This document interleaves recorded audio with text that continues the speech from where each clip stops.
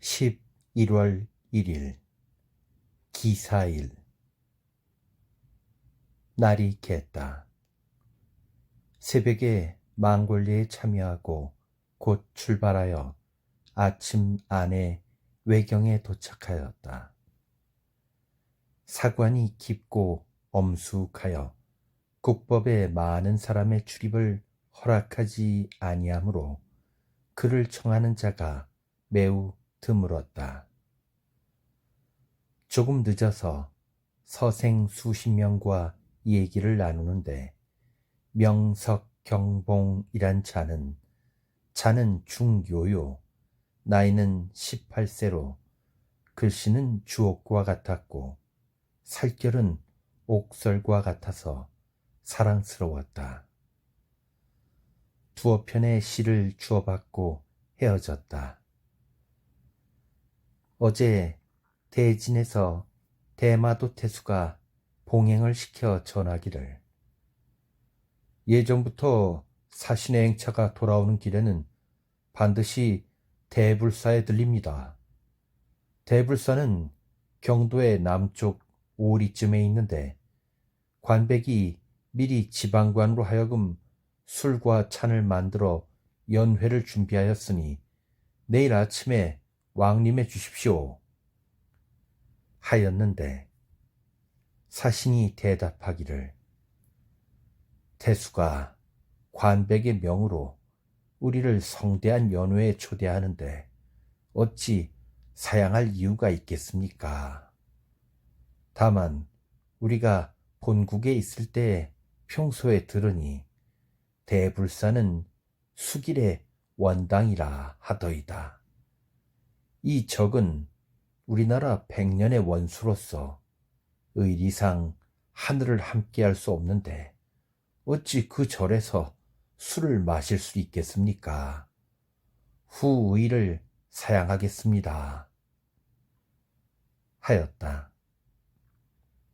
이에 봉행과 재판과 우삼동 등이 모두 면회를 청하여 앞에 이르러 말하기를, 원당이란 설은 일본인으로서 듣지 못한 바입니다 하니, 사신이 꾸짖어 물리치되 많은 말을 말라 라고 하여 이와 같이 하기를 2번이나 하니, 대마도 태수가 수통역과 상의하기를, 사신의 의견이 이와 같으니 내가 관백의 명을 받들었기 때문에 죄를 면할 수 없습니다.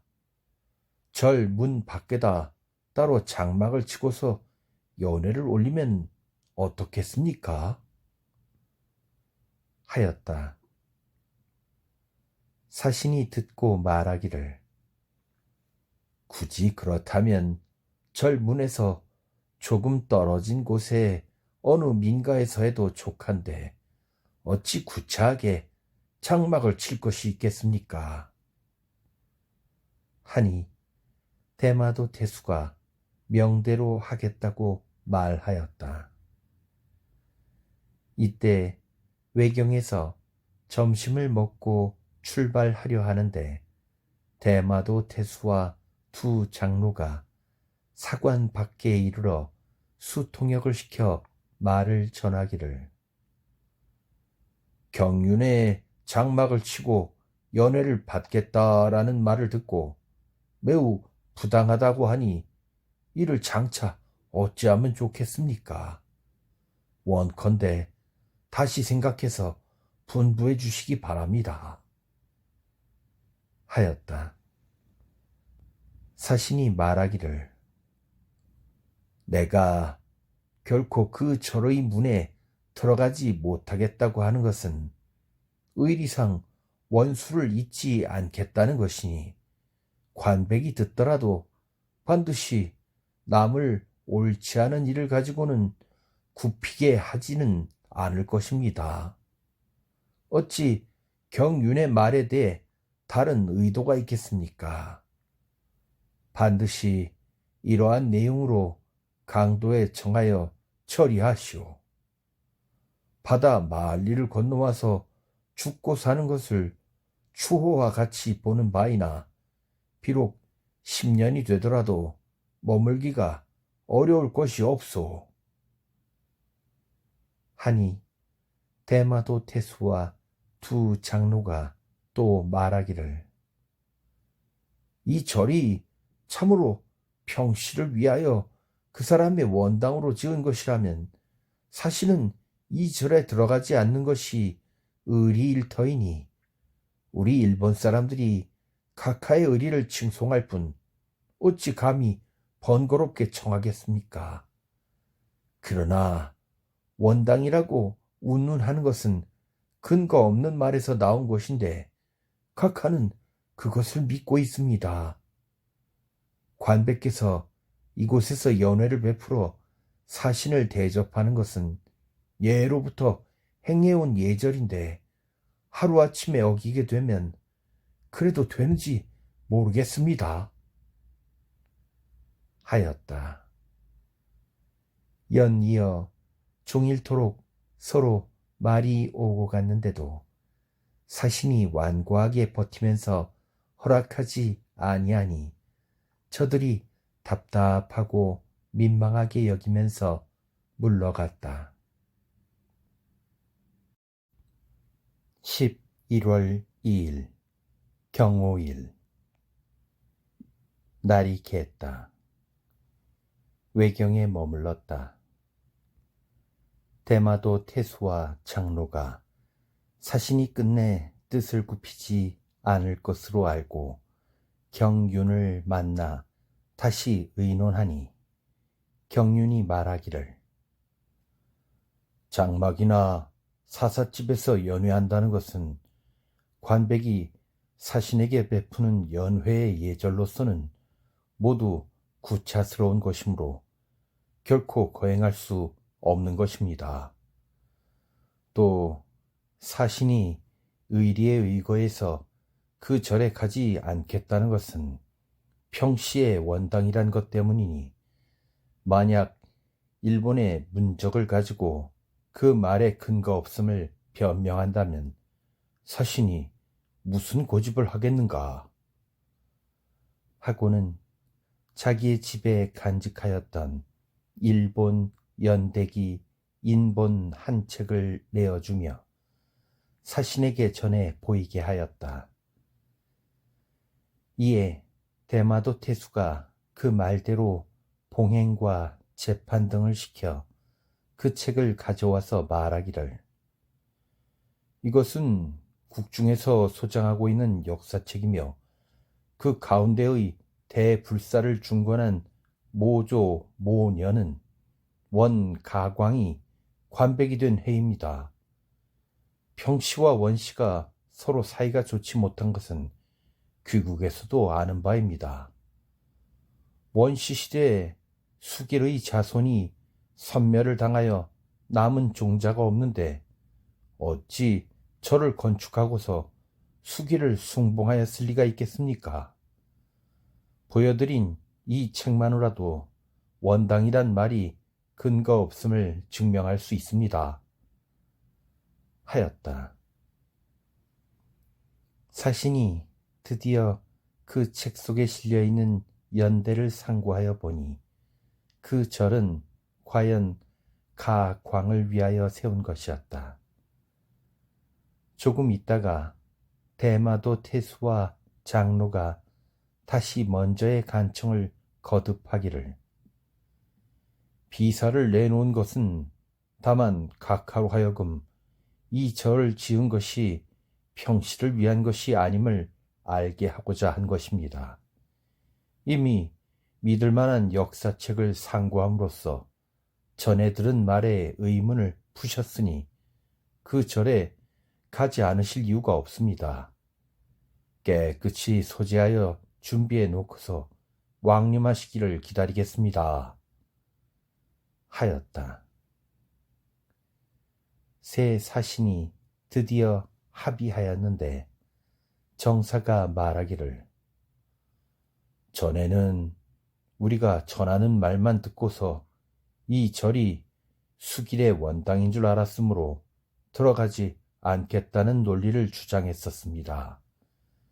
그러나 지금은 우리가 믿을 수 있는 역사책을 상고하여 이 절이 원시를 위하여 세운 것임을 알았으니 지나는 길에 잠시 연회를 받는 것도 사리에 무방합니다.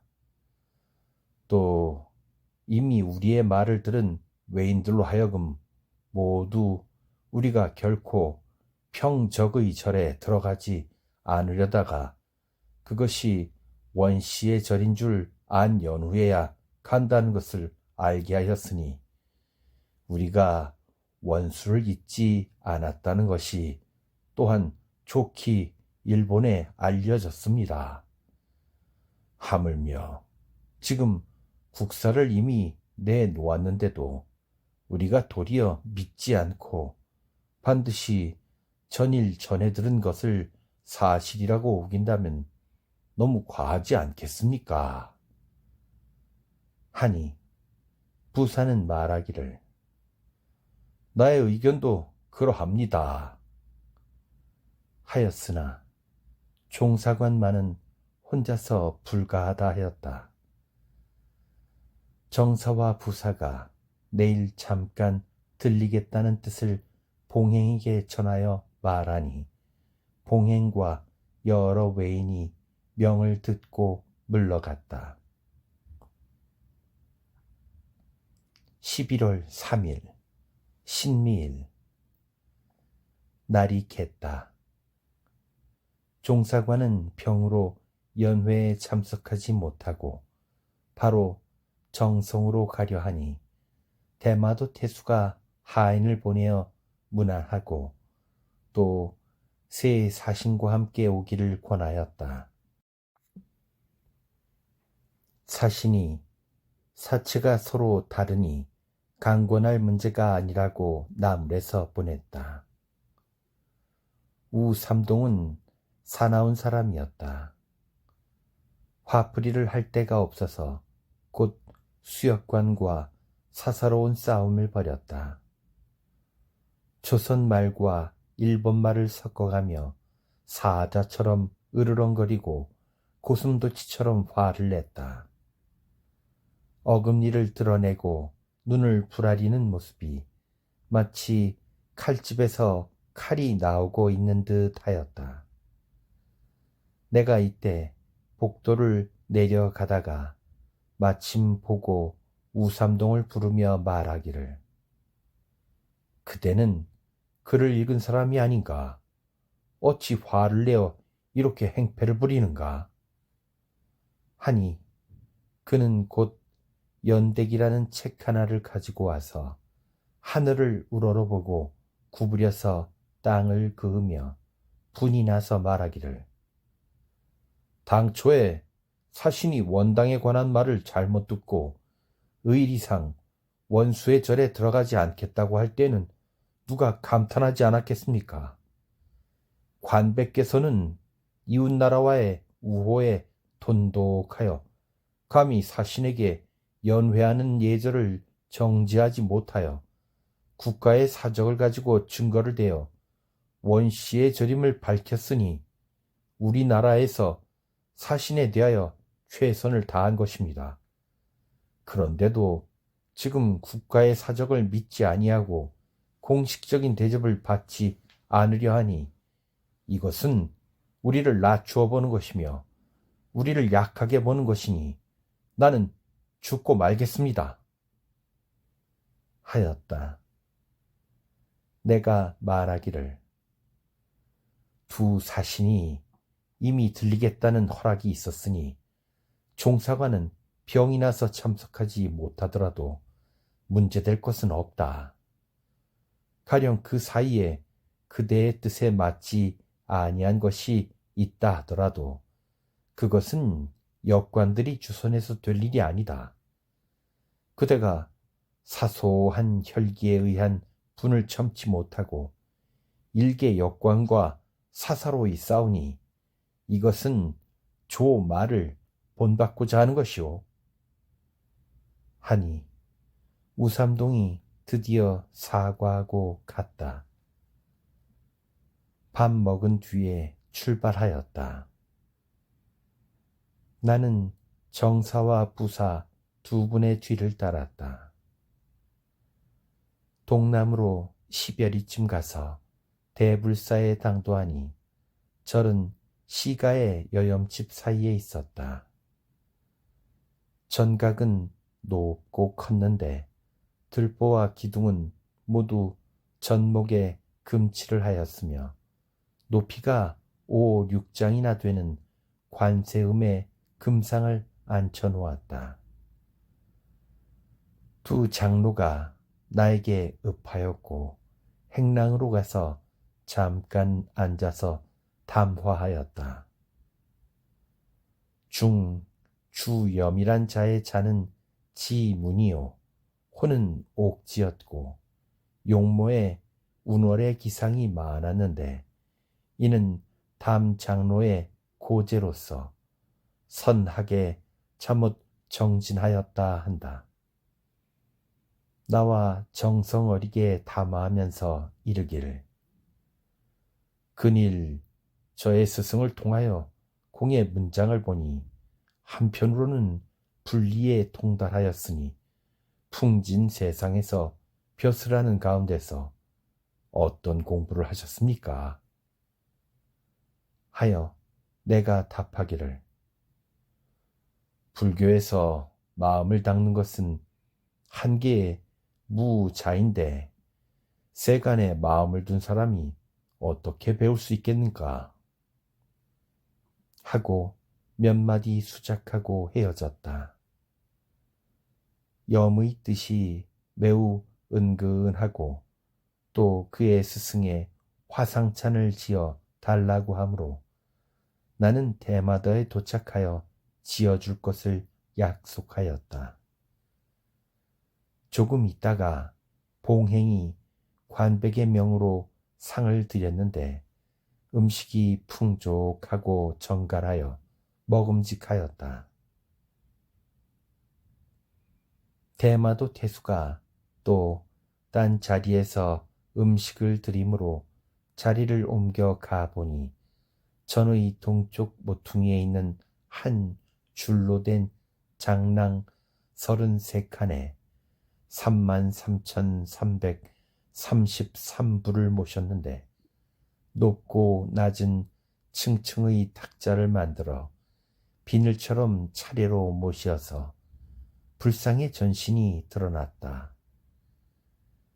불상 하나마다 작은 불상 10개가 연하여서 손으로 낱낱이 헤아릴 수 있었다.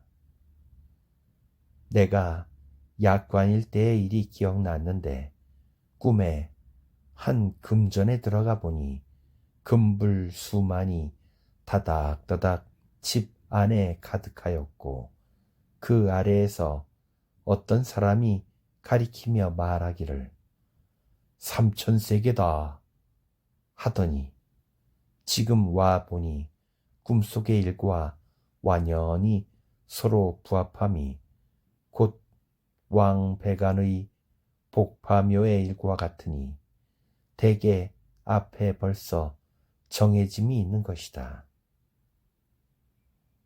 대마도 태수가 드리는 음식 또한 잠옷 정갈하므로 술을 마셔서 약간 취하여 나왔다. 저물녘에 정성에 당도하였다.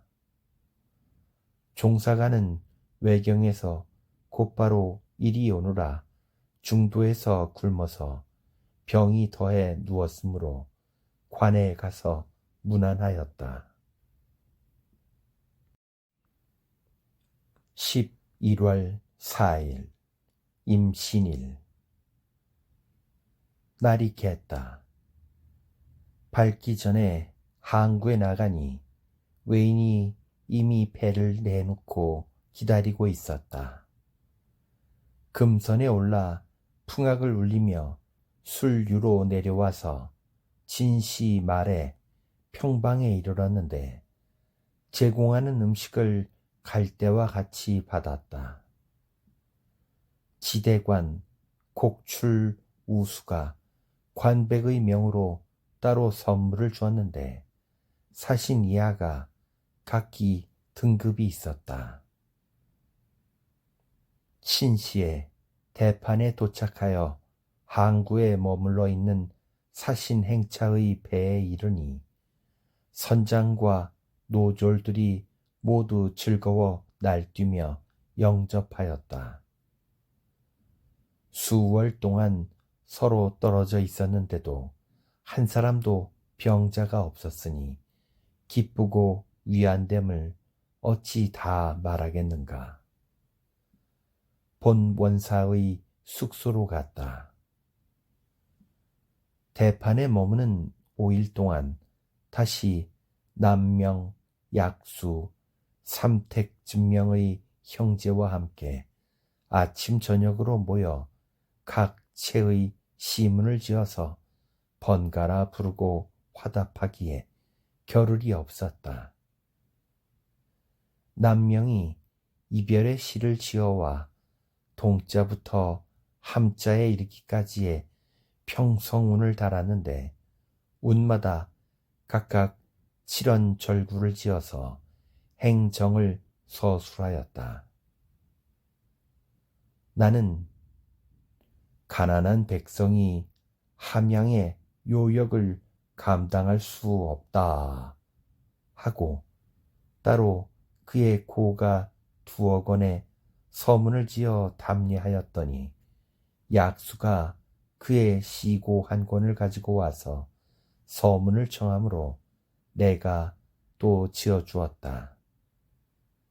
기타 원근에서 그를 청하는 자가 일시에 한꺼번에 이르러 마치 가난한 사람이 묵은 빚에 쪼들리면서 다시 새 빚이 쌓이는 것과 같아서 이루 다 기록할 수도 없었다. 우삼동이 24첩의 효자도를 가지고 왔는데 순 임금으로부터 송나라 현인에 이르기까지 각각 그 행한 사실을 그렸고 폭마다 시가 있었고 비단 장정을 하여 7괴에 담았는데 그 제목의 글씨를 보니 10여 년에 왔던 종사관 이 방언의 필적이 있다. 이 그림을 간직한 주인이 누구냐고 물으니 환경의 귀인이라고 하면서 성명을 말하지 않았다. 그 궤를 받들고 있는 여러 외인들이 진중하게 받들어서 감히 소홀히 하지 않았다. 그리고 나에게 서문을 청하였다. 내가 그 그림을 펼쳐본 뒤에 서문을 지어주었다. 우삼동이 아주 아름다운 당지를 가지고 와서 나의 글씨를 청하였는데 필획과 자행에다 모두 표준될 척촌을 써서 아주 정밀하게 받은 뒤 조심조심 들고 가면서 이르기를 이와 같이 하지 않으면 우리들이 죄를 받을까 두렵다 하였다. 어떤 귀인이 그들로 하여금 이와 같이 공경하고 두렵게 하는지 알 수 없었다. 조산 석보가 저술한 지현집은 대저 고고하고 치밀하니 아마 그는 부귀한 사람이면서 곤궁한데 마음을 쓰는 사람임을 알 수 있겠다. 그러나 내가 볼 때 일본에서는 결코 쉽게 얻을 수 없는 시인인데도 일반 외인이 그 이름을 아는 자가 없었고 그 책 속에 10몇 년의 조선 사신이 대판에 들어오는 광경을 구경하였다는 작품이 있는데도 중숙 등 여러 사람과 서로 주고받은 시가 없는 것으로 보아 아마도 그 위인이 틀림없이 개결하게 높이 처신하여 당세의 사람에게 알리기를 구하지 않는 듯하다. 전일 대판에 도착하였을 때 그 책을 보고 기특이 여겨 그것을 가지고 갔더니 그의 제자 호전 방피를 사자로 강호에 보내어 나에게 서문을 청하였다. 그 편지에 잠옷 조산의 행적을 서술하기를 어릴 적부터 시 짓고 술 마시기를 좋아하여 도산 거사라 호를 짓고 한평생 귀인의 문에 이르지 않았으며 복견성 남쪽에 집을 짓고 살았는데 한 해가 넘자 5색의 지초가 났음으로 인하여 서지헌이라고 호를 하였습니다. 세상을 떠날 때 제자들이 간직한 시고를 가져오게 하여 말하기를 일본에는 나의 직위가 없으니 간행하게 되더라도 나를 제대로 알지 못하는 사람에게 보여서 손을 대게 하지 말라 하였습니다.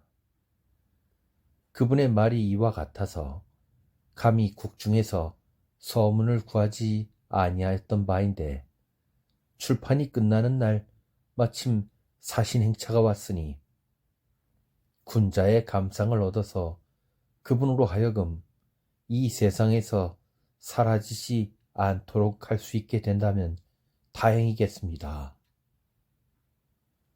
하면서 수백 자의 긴 말로 청하였는데 뜻이 매우 간절하였다.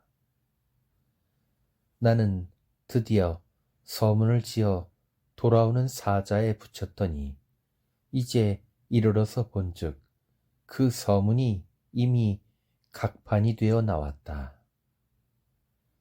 하간 정윤과 전중 수윤 등 여러 사람이 편지로 나에게 감사해 하기를 서문을 써주신 것 때문에 성의에 상달되어 을야에 보여주신 은혜를 입었으니 다행하고 신기합니다 하였다. 또 여러 제자들이 잔치를 베풀어서 기쁨을 기념하는 시를 나에게 보여주었다. 하간의 시는 다음과 같다. 고고한 선비 남긴 시고가 있어서 편찬하여 책이 되었네. 문명은 북두성보다 높고 성가는 연성보다 더하네. 임금께서 보신 것을 함께 기뻐하고 예정에 감사함을 서로 만났네. 이 세상에 사와 부를 짓는 사람들이 누가 영광스러운 이름을 부러워하지 않으리. 전중의 시는 다음과 같다. 누가 궁다를 알아 연유를 말할꼬 이 유고가 멸류관을 대할 줄이야. 강호에 표박하던 나를 어찌 한하랴. 대궐에 성명 떨치게 되어 기쁘도다. 천년의 영화로움은 장송과 다툴 것이요 한 글자의 가치가 쌍벽과 같다 하겠네. 성스러운 시대에 임금님의 인정을 다행히 받았으니 60여 주의 꽃다운 이름 전하리라. 시는 비록 가소로우나 즐겁게 송축하는 뜻은 지극하였다. 소위 멸류관이란 것은 곧 그들의 천황인데 그의 눈에 한번 거친 것을 국인의 영화로운 명예로 알고 있으니 황제의 귀중함을 비로소 알겠다. 다만 왜 황이 그를 안다는 말을 듣지 못하였는데 조산집 중에 금상천황의 어필을 극히 칭찬한 시가 있으니 아마 외황이 그를 좋아하고 글씨 쓸 줄을 알아서 그 신민에 추앙하는 바가 된 것이 아닌가 싶다. 대판의 서적의 많음은 실로 천하의 장관인데 우리나라 여러 명현의 문집 중에서 외인이 높이고 숭상하는 것은 퇴계집만한 것이 없다. 그래서 곧 집집마다 외고 모든 선비가 필담으로 물음에 반드시 퇴계집을 첫째로 삼았다. 도산서원이 어느 고을에 속하는지 묻는 이가 있었고 또 선생의 후손이 지금 몇 사람이나 있으며 무슨 벼슬을 하고 있는가를 묻기도 하고 또 선생의 생전의 기호도 묻는 등 그 말이 심히 많아서 다 기록하지 못한다.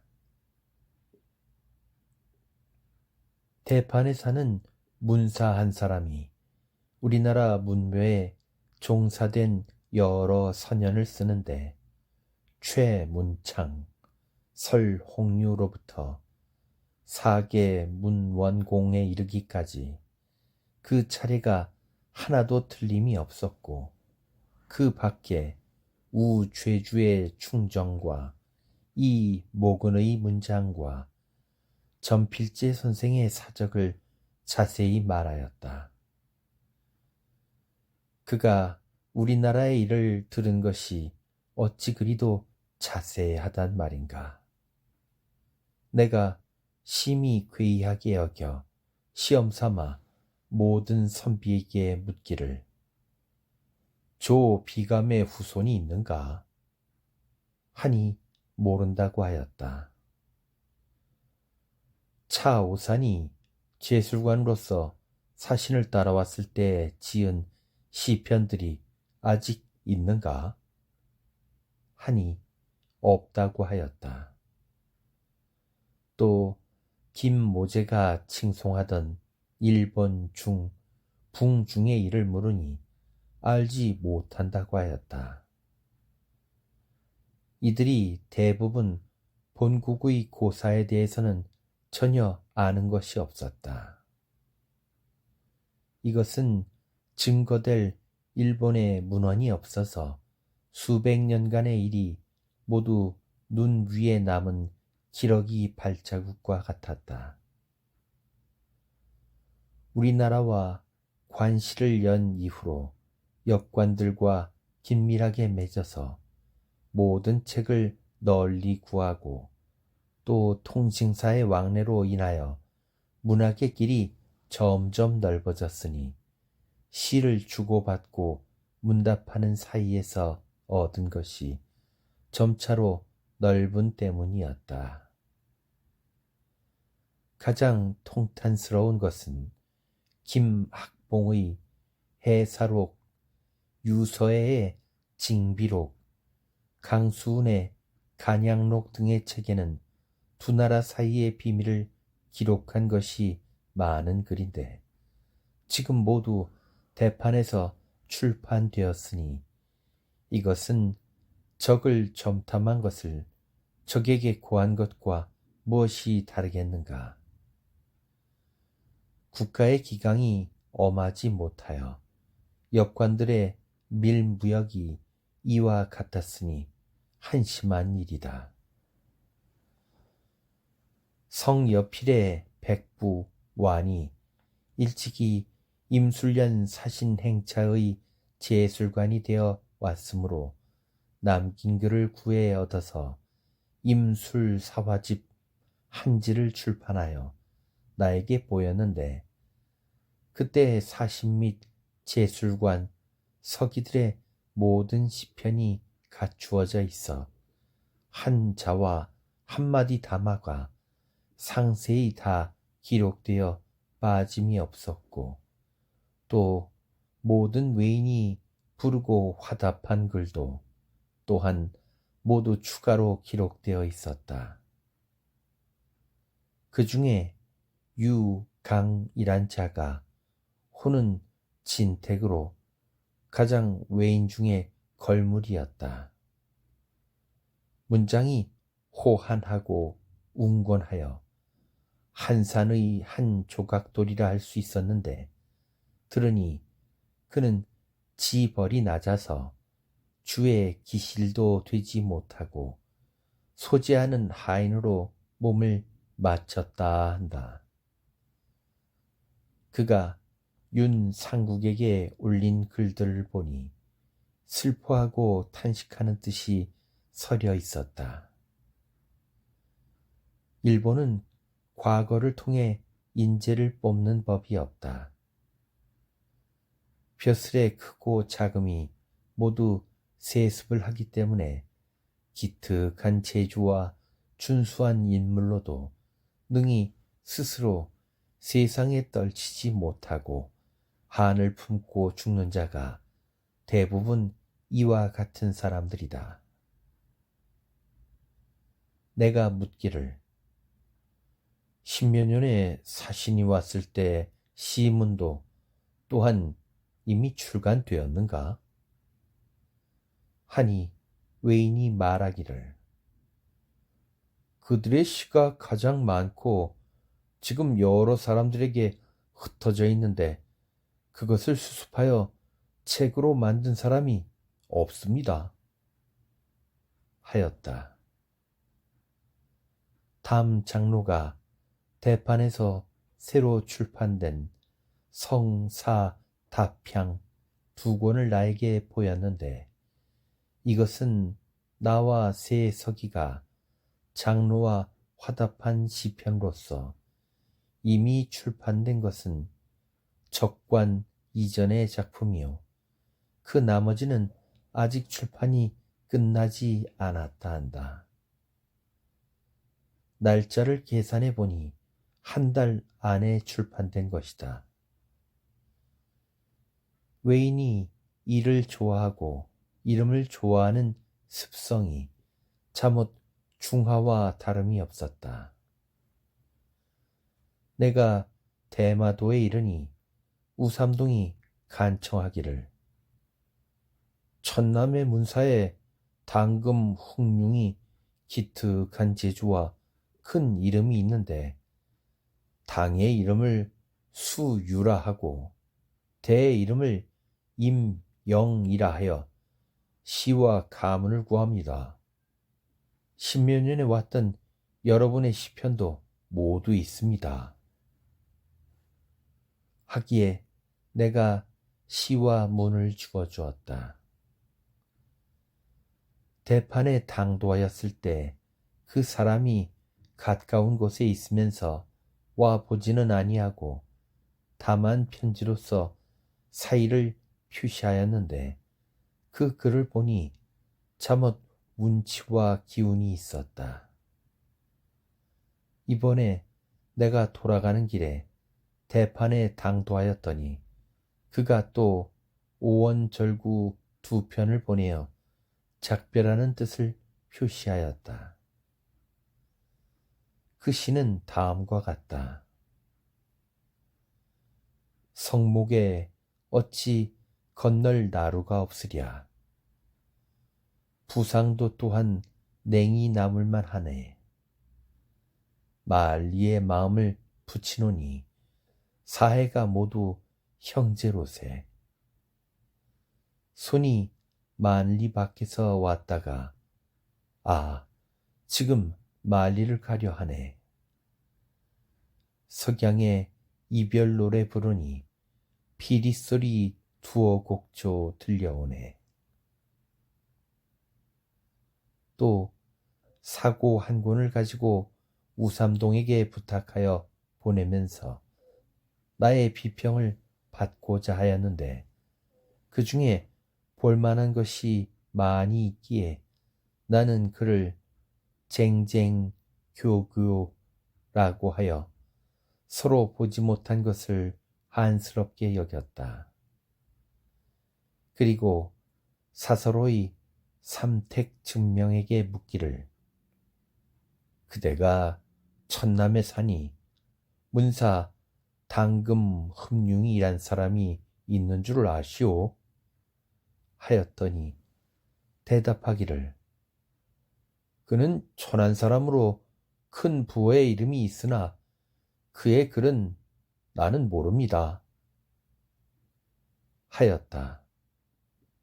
저들이 한쪽은 칭찬하고 한쪽은 헐뜯고 있으니 다 믿을 수가 없다.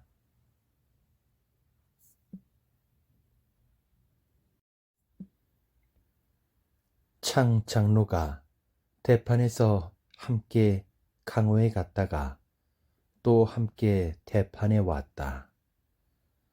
산하의 길 수천 리를 왕복하면서 화답한 시편이 많았는데 그는 조용히 서로 담화할 틈이 없었음을 한스럽게 여겨서 이별할 임시에 자주 사람을 보내어 문안하였고, 또 와운산 사경시를 지어달라고 하면서 다른 날 음성을 듣고 얼굴을 대하는 것과 같이 하겠다 하니 그 인정이 가슴에 메었다.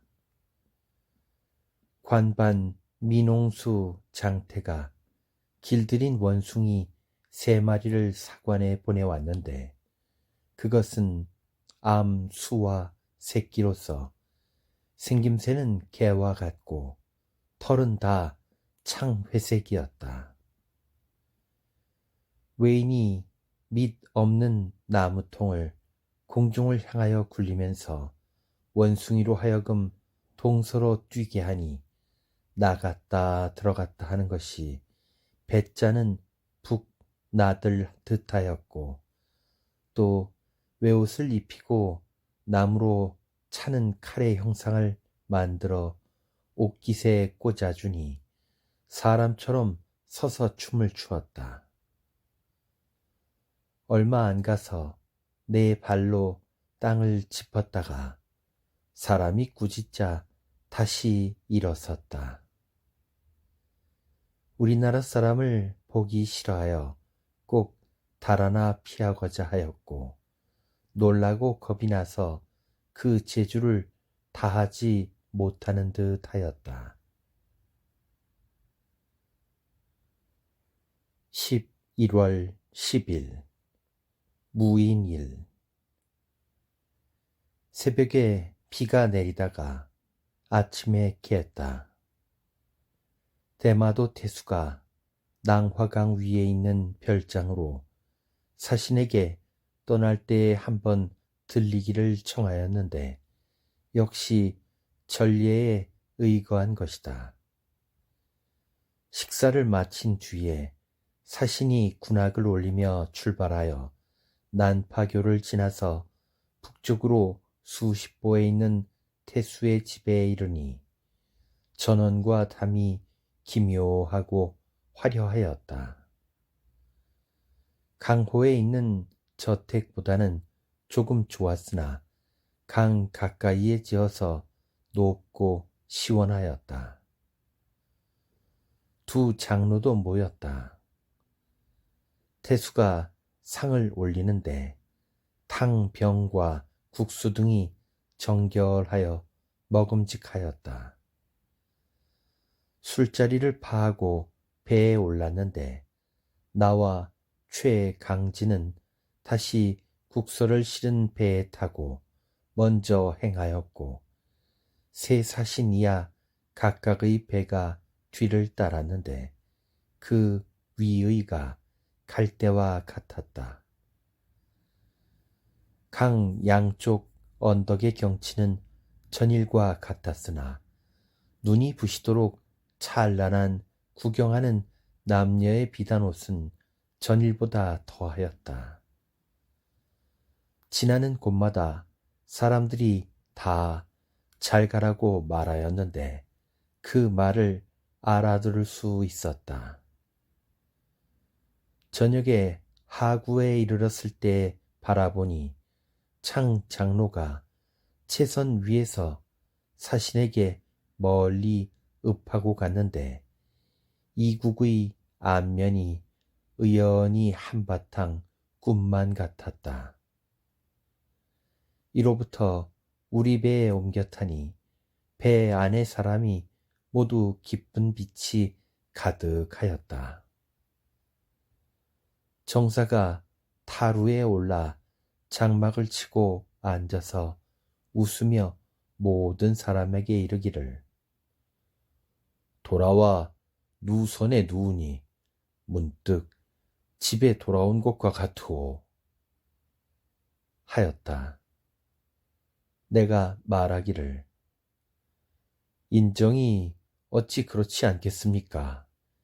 이 배와 서로 떨어진 지 통산 65일만으로 여관이며 술에 말, 잠자리, 음식이 하나도 우리나라에서 보던 바가 아니었는데 조정의 큰 덕에 힘입어 지금 다행히 춤추면서 배에 돌아와 일행 상하가 조선의 배를 만나니 문득 영가대의 면목이니 이런 마음의 기쁨은 귀천과 현우의 구별이 없이 일반입니다.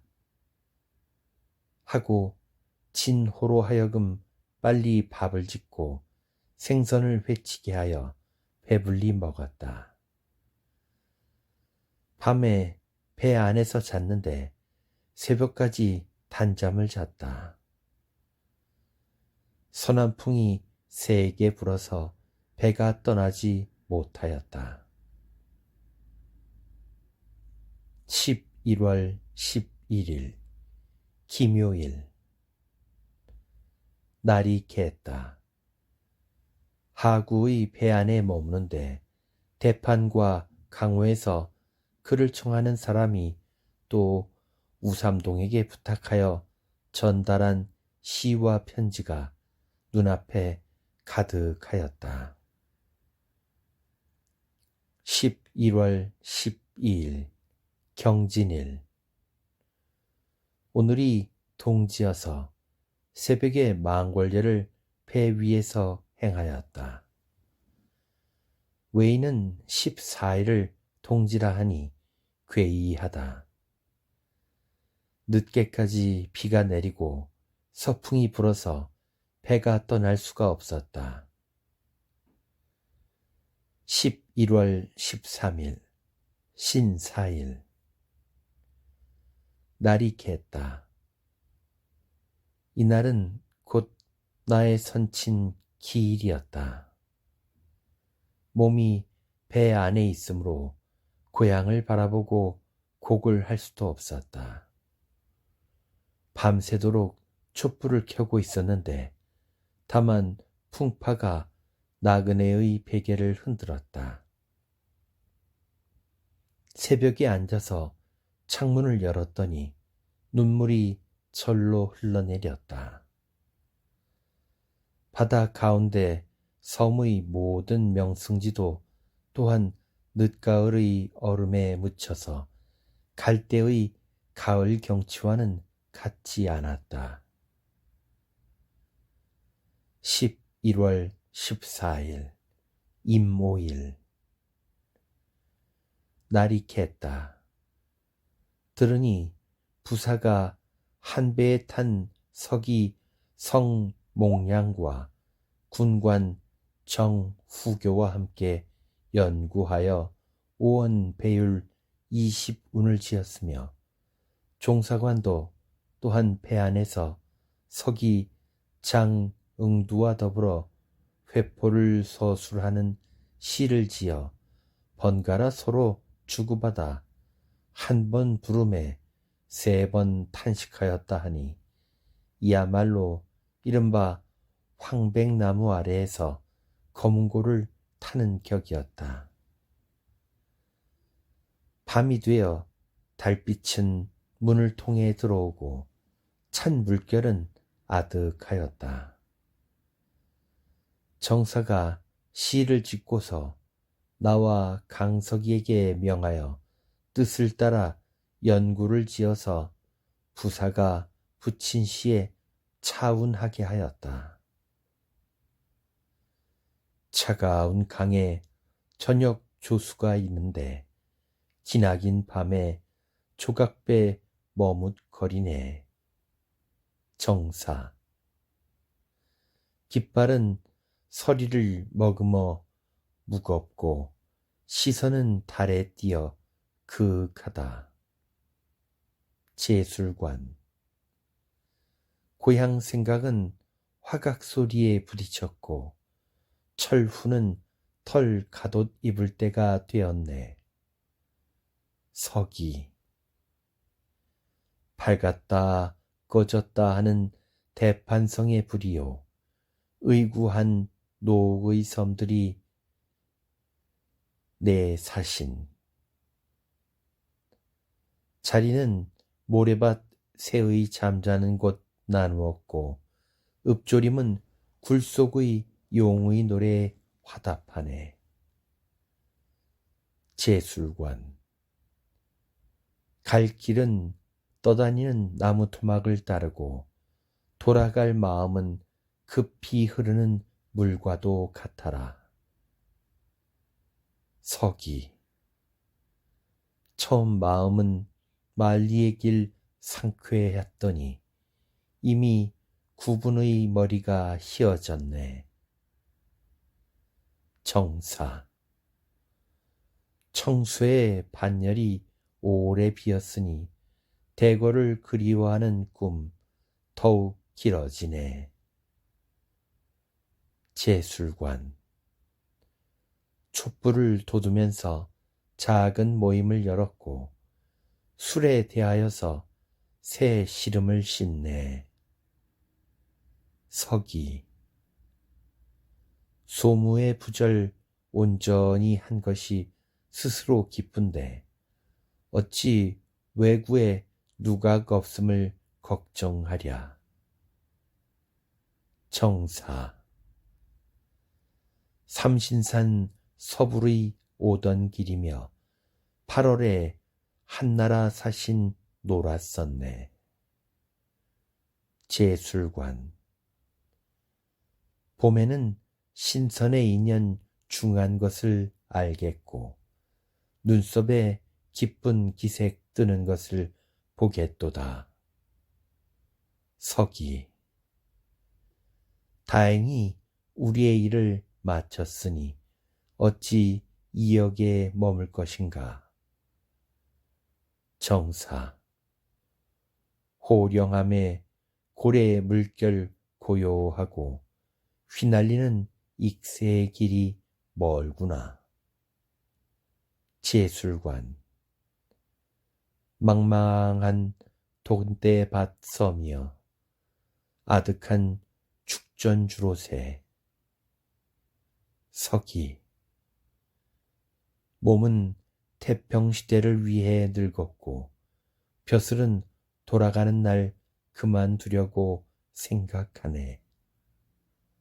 정사. 격안가는 옥촉을 따르고 간척의 꿈은 금구를 축하하네. 제술관. 평탄하나 험하나 종래 두 마음 없으니 풍파를 다시 걱정하지 않네. 서기. 오랑캐 풍속을 공경한다 감히 말을 할까. 다만 나라 은혜 갚기를 원할 뿐이네. 정사. 매화 피는 섣달에는 검은 곳하고 술 마시며 고향 동산에 누웠으리. 제술관. 15일 개미일. 날이 캤다. 새벽에 망골예에 참여하였다. 동풍에 돛을 달아 신시의 병고에 닿았다. 16일 실진에 이르렀다. 17일 우창에 이르렀는데 모두 관에 들지 않았다. 바닷가에 늘어선 바위돌 사위를 바라보니 배회하는 사람이 있었는데 그는 전일에 서로 시를 부르며 화합하던 사람인 화전 성제였다. 내가 작은 배를 저 가까이 가서 필담을 하고 조금 있다가 작별하면서 하락시의 서문을 그에게 부탁하여 전하게 하였다. 18일 도포에 이르렀다. 지나는 곳곳마다 풍경이 어제와 같았는데 감귤이 간 곳마다 무르익어서 향기와 색깔이 매우 아름다웠다. 밀감은 철이 늦었으므로 조금 드물었는데 구년모라고 부르는 큰 밀감이 또 가장 기이하여 껍질째 씹어도 신선함과 향기가 이 사이에 꽉 찼다. 매일 공급하는 것 이외에도 외인은 내가 대단히 즐기는 줄 알고 간간히 광주리를 들고 와서 선물하였다.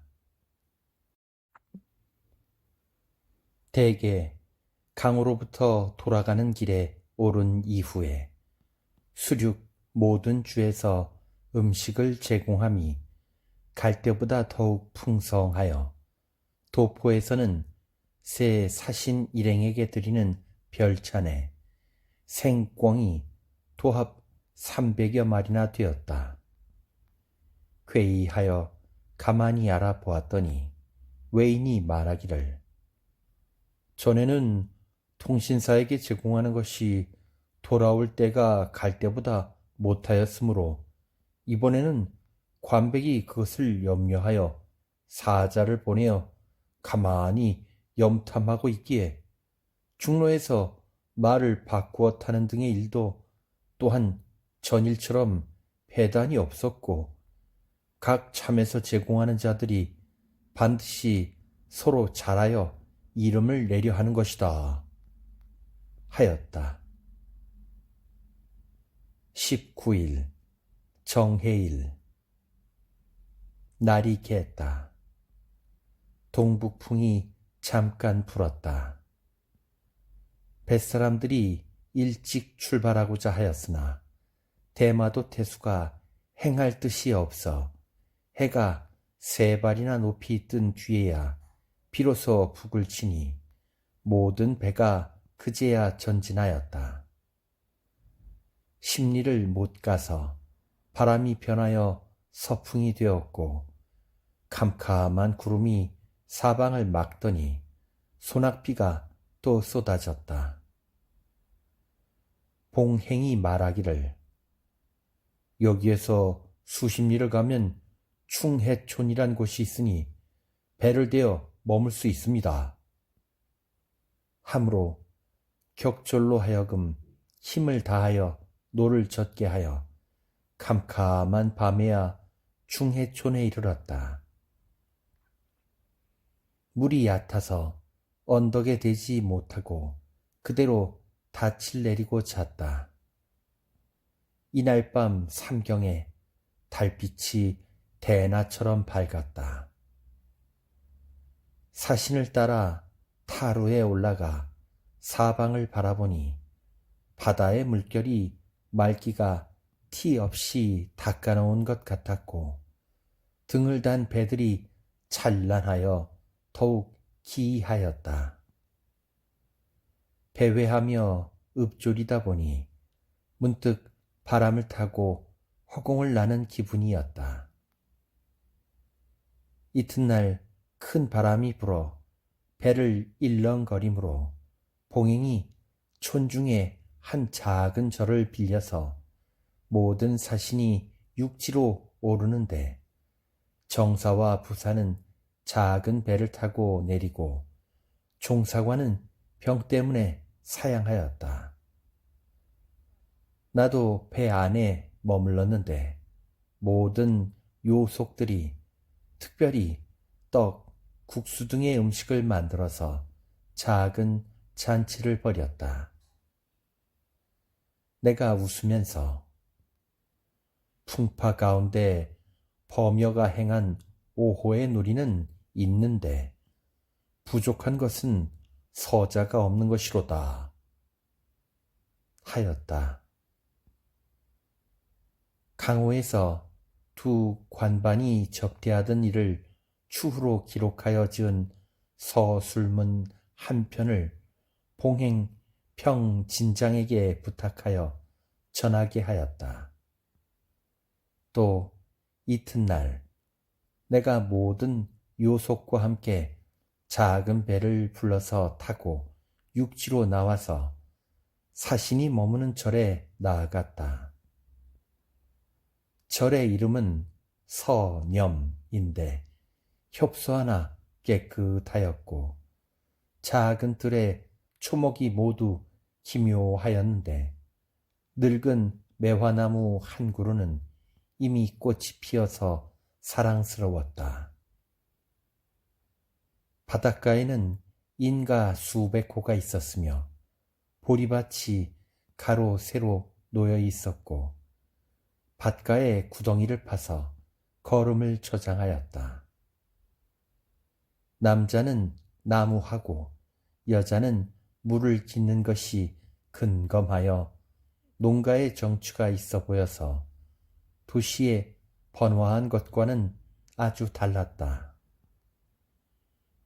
땅은 안예주에 속하였는데 사신의 행차가 뜻밖의 표류하여 당도하였으므로 본주의 지대관은 미처 오지 못하고 비후주에서 임시로 공급하다가 이틀 후에 안예주의 봉행이 비로소 태수의 뜻으로 먼저 탕면을 제공하였다. 22일 경인일 사나운 바람이 조금 진정되었으므로 날이 밝자 정사, 부사가 모두 배에 올라 출발하였다. 조수가 들어오니 뱃줄 당기기가 한자 한치가 어려웠다. 저녁에 포기에 도착하여 배 안에서 자게 되었다.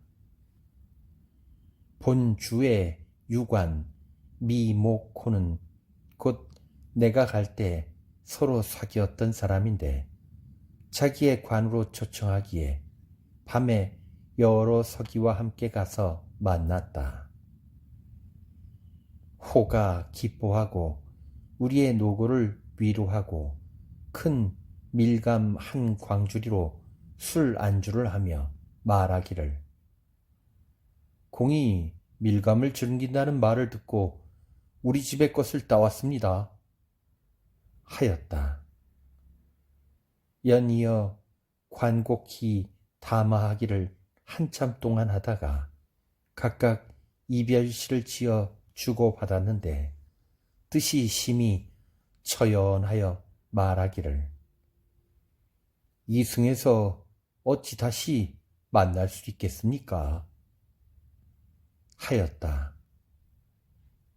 호가 태수의 말을 전하며 병풍에 큰 글자를 써달라고 청하기에 나는 글씨가 시원치 못하므로 사양하고는 권농, 숭학, 생형, 방념 등 8가지의 문구를 만들어서 성여필에게 부탁하여 써서 주니 기뻐하여 사리하기를 권면하는 바는 태평의 기본이니 군자의 호의입니다 하였다.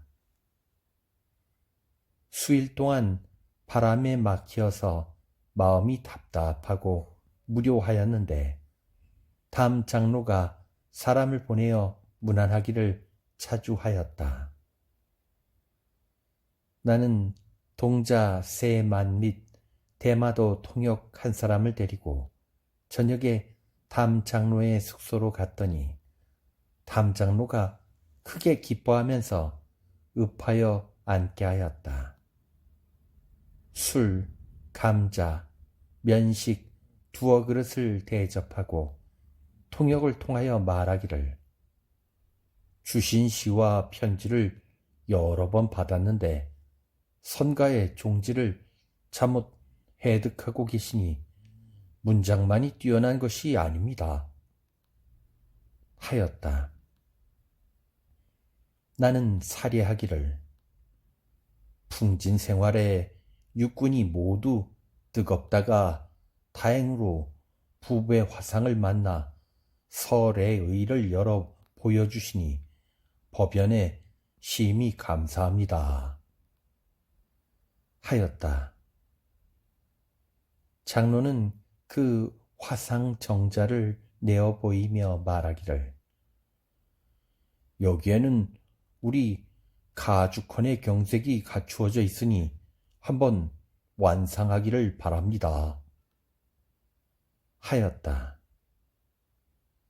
내가 그것을 보니 푸른 벼랑 밑에 있는 깨끗한 남자에 장로가 자의를 입고 가부좌를 하였고 사면에 푸른 대숲이 우거져서 서늘하고 쇠락하여 세간 사람의 거처하는 곳 같지가 않았다. 나는 연이어 장로에게 이르기를 나도 대나무를 본래 좋아하여 밀양의 옛집에 내 손으로 100여 포기를 심었으며 대숲 밑에 있는 샘을 청천이라 하였고 샘 밑에 있는 시내를 녹미간이라 하였으니 모두 푸른 대나무에서 뜻을 취한 것이며 또 추황사 한 편을 지어서 취미를 표시하였는데 복내 영주의 신선굴에서 다시 대나무를 사랑하는 스님 같은 일을 보게 될 거라고는 예기치 않았습니다. 하였다. 장로가 기뻐하여 말하기를 대나무 사랑하기를 나와 같이 한다는 뜻을 써 주시면 마땅히 100년 동안 외우겠으니 찬을 써주기를 원하오며 아울러 공에 추황사를 얻어서 기념으로 잊지 않겠습니다.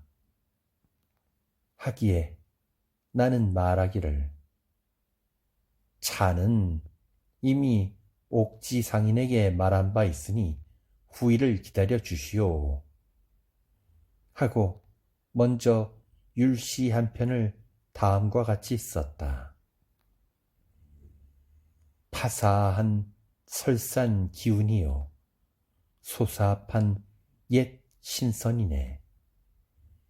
한 폭의 암자 고요한데 천줄기의 대숲이 새롭네.